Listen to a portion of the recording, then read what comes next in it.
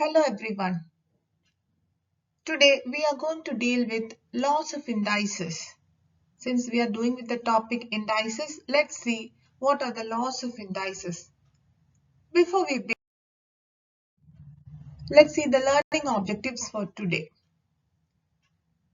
You should be able to estimate the answer to a question involving indices, should be able to multiply terms with the same base and able to divide terms with the same base.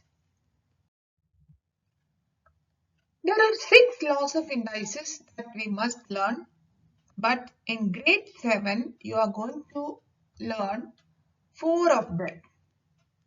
Okay, the 4 laws are shown here. In this video I will be explaining it to you in detail. So let's see the first law.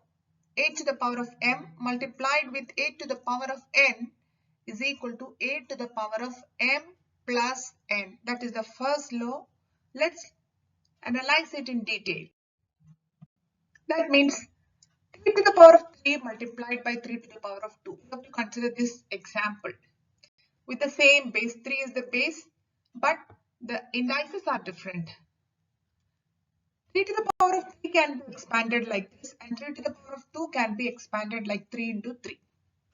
Now, you have to count the 3's. How many are there? 1, 2, 3, 4 and 5. So we can write 3 to the power of 5. Yes, this we already know, right? Now come on, hurry up, tell me 5 to the power of 4 multiplied by 5 to the power of 3. Will it be 5 to the power of 7? Yes. Count the number 5. How many times it is occurring? 7 times. Not only that, we added the indices. 4 plus 3 will give you 7. It is clear that if we multiply indices of the same base, we simply add the index part. So with the same base, if we are multiplying, we simply add the index part. That is the first law. A to the power of m multiplied by a to the power of n will give you a to the power of m plus n. There are many examples given. You can look at them and check whether the answers are correct or not. Yes, we added the indices. Now 3 to the power of 2 plus 5, 7. 7 to the power of, add the indices, 7, 6 plus 5, 11. 5 to the power of 4. 6 to the power of 2 plus 3, 5. 8 to the power of 7 plus 4, 11. And 2 to the power of, here the 2 has 1 as the power, that is why it is just written 2. So 7 plus 1, 8. 2 to the power of 8. I hope you are clear with it. Let's move on to the second law of indices. That means with the same base, if we are dividing, you can see if we are dividing, we have the possibility of cancellation.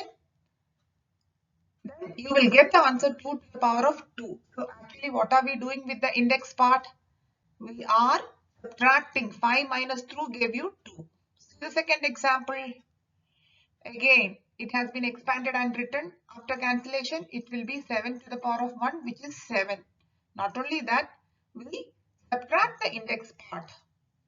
So for multiplication, we add the index part, and for subtraction, for division, we subtract the index part. For both, the base has to be the same. That is the important condition. So that is the second law. A to the power of m divided by a to the power of n will give you a to the power of m minus n. Here are more examples. You can do it in your mind. I'll just keep on displaying the answers.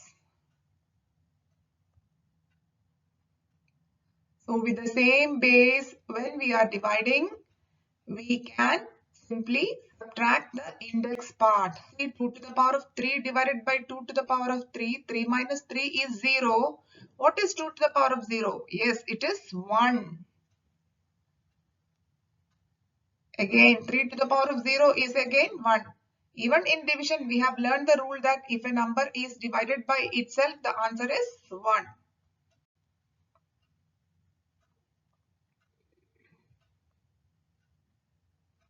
Okay, so we come to an end of the second law.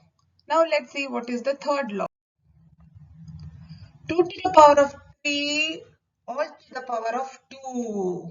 Okay, so that means 2 to the power of 3 multiplied by 2 to the power of 3. So it has been expanded and shown. It will be 2 to the power of 6. So what are we doing here? Here 3 is multiplied with 2 to get 6. One more example which will again show you. It is 5 to the power of 9.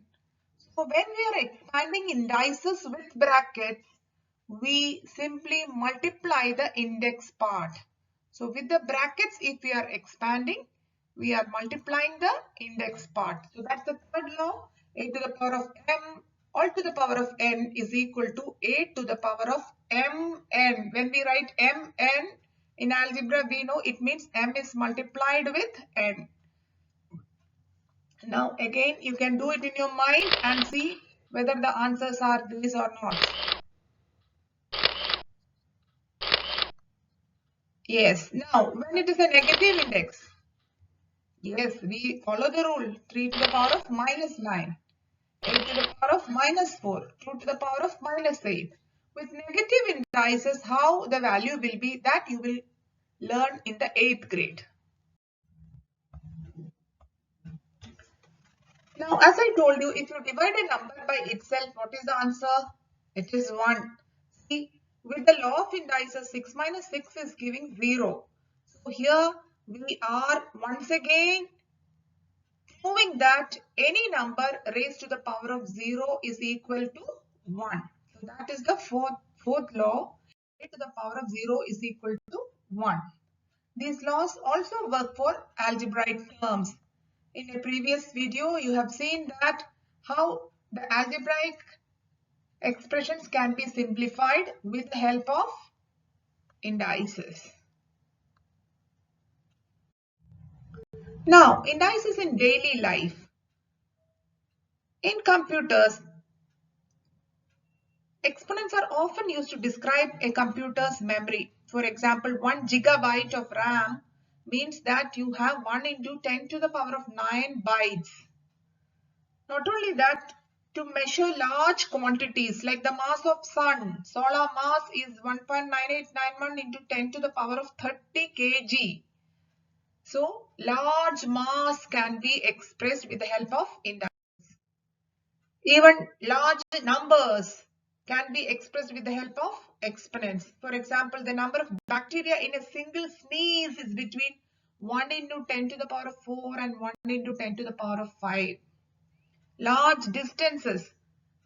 Exponents are used to measure large distances. For example, the distance from Earth to Moon is 1 into 10 to the power of 5 kilometer. Thank you.